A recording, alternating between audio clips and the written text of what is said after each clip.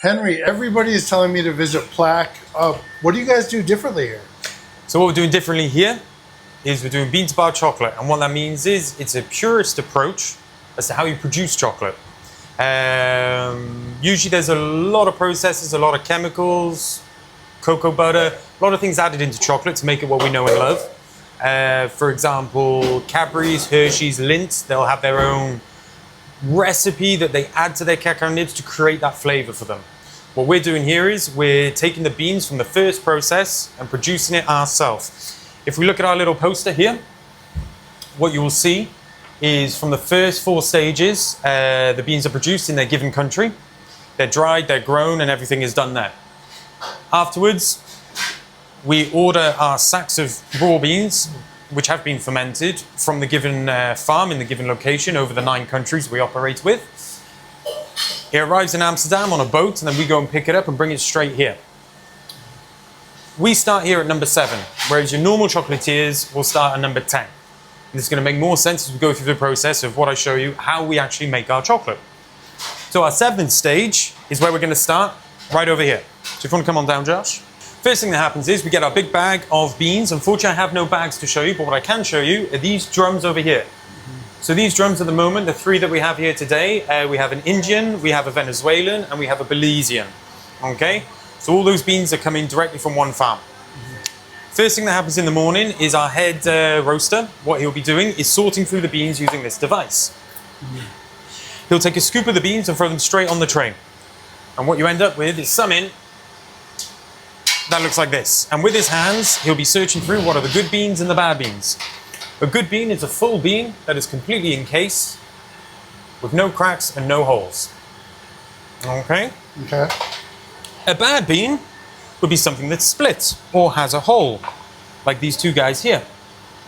Why we don't keep them? For 2 reasons. First reason is, if there's a hole, chances are it's because of an insect that has made his way inside. And if he has laid eggs or done something like that, obviously we don't want that in our product. We're trying to create a clean, pure approach to chocolate. Second thing is, if it's split, when it comes to roasting, we can't control the heat that arrives inside that bean.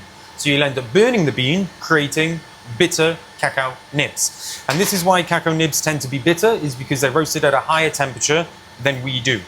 Not saying that's the wrong way to do chocolate, it's just a different way to do chocolate. You have industrial, then you have artisanal, and we are artisanal. After we have selected our beans and we are happy that they are all within the parameters that we need to roast, we will place them on a single level perforated tray, and we will never group them or double stack them. We make sure they're flat, they're even, and they're ready to be roasted. Once we're ready for roasting, we will place them in this big guy up here, and roll him straight into there. This is our roasting oven, which is actually a repurposed bread oven. The reason we've chosen this is because you have, as you can see at the back, we have these fan systems. There are 5 throughout the machine, and with that we can control the flow of the air. So we can make sure that each and every bean has the exact same attention and everything is getting roasted at the same level, lack of a better word, at perfection. Once you reach that perfection level, that's when you have cacao nibs that produce unique flavors. Some coming from one place could be fruity, some could be acidic, some could be sour. It's very much the same as the world of coffee or wine at this level. So we're treating our cacao beans like coffee beans, trying to extract all the beautiful flavors that we can. Once it's roasted, we'll throw them for our cracker and our splitter. And what that will do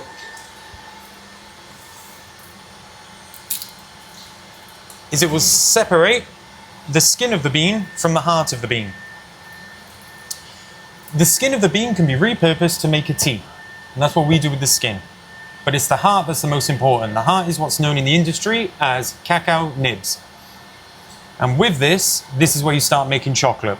And that's usually where the industrial guys or other chocolatiers start, because they will pay a company to send them over the roasted ground cacao nibs ready to go.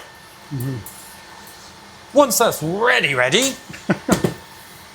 we have a huge drum of cacao nibs as such. So these ones are the Traros, they're coming from Peru. They're very nice. If you have a smell, which you can't on the camera, but if you could smell, Different beans give different scents. The trao gives a very, very fruity sort of scent. And it's a little bit oily, but on purpose. I'm gonna stick my nose in this. Yeah, get involved, man. Ooh, beautiful. You think? Yeah. It's cool, huh? Lovely. We're almost done. When I walked in here, it was just like, Yeah, oh. it's the effect it has on people. Yeah, it's like when you walk into a coffee shop. Yeah, for There's real. certain smells. Now we're ready to make chocolate. Usually, when you're making chocolate, you add cocoa butter to create a creamy texture and get a glossy finish. But because we roast at a low temperature for a long time, it keeps all the fats within each and every bean. Every bean is about 50% fat, give or take, wherever it comes from the world. And that fat is cocoa butter. So if you roast it low and slow, you keep the cocoa butter and you don't need to add any extra to create that texture. First step is we'll throw all this straight into our mixer here. With a low temperature of 60 degrees max, 60 degrees Celsius. It will begin to turn and begin to melt with the natural fats that are present. On the 8th hour, when we have a quite liquid sort of ready to go texture, that's when we'll add our sugar content. And that is all the ingredients in the base of our chocolate. And that's why we're much different than everyone else, because we're using just cacao beans and sugar cane. We don't add any cocoa butter, we don't add any oils, we don't add any flavorings. All the flavors that are produced naturally arrive from the bean of its given country. Once the sugar's gone in and we've passed a day, you have something that looks like this.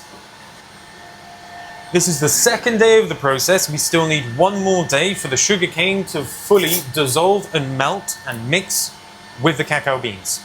Consistently turns 3 days flat. If it ever stops, it can solidify, it can split. Many things can go wrong, we'd have to start again. So it's very important that this never stops turning. And what you have is something like this. It's a bit thicker than its final because the sugar still hasn't fully melted and hasn't fully melted and mixed in with the process.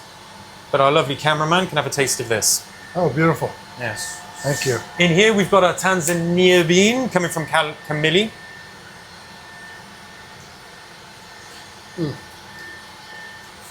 Nice.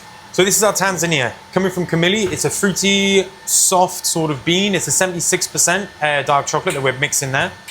And tasting it at this level really helps the fruitiness come through. Once we get to the 3rd day and the mix is ready to go, we pour them into our molds. These molds will create 5 kilogram bars of chocolate. With those 5 kilogram bars, once they're solidified, we'll wrap them in their packaging like this, and we will hold these for 4 weeks. That process is known as the maturing phase. That phase is important because the crystallization of the sugarcane pairing with the cacao nibs really happens over those 4 weeks, because naturally at the base, cacao nibs and sugarcane do not like each other. So you've got to force them together, make them spend some time together, and eventually they make beautiful chocolate. After the 4th week, we're ready to take this to our molding lab factory, which is just 2 streets down the road from us. They will melt, temper, and produce everything you see in the shop by hand where it's possible. After that, everything that's ready to be wrapped is given to our packaging team, where by hand again, there's a team of 4 people wrapping and solidifying and sticking everything on top. Once that's ready, it comes back to us and we put it on the bar, which is why it's called bean to bar, because we receive the beans, we turn it into a chocolate bar, and we give it to the customers to eat and enjoy. And that's what we're doing differently, really. It's the purest approach to producing chocolate that we could think of. The owners saw the idea in the States, because it actually started in the States by a company called the Mass Brothers in Brooklyn many years ago. This whole bean to bar movement. You have other big names like Dandelion in San Francisco doing the same thing. But the owners of the business saw this idea in the States and thought it could work in Paris. The step they wanted to take differently is what I'm sharing with you guys today, is the openness, the transparency of the product, being able to show and teach and share with you what is happening behind the scenes, and why we're charging 30 euros at a minimum for a bar of chocolate is because the work has really gone in to create something unique and special. Yeah. If you ever had the chance to step by and you have a tasting tour with us, you will find that every single bar has a different flavor, unique to its origin, unique to the country it's come from. I think it's time for me to start tasting. I think it's time for you to start tasting. Let's go.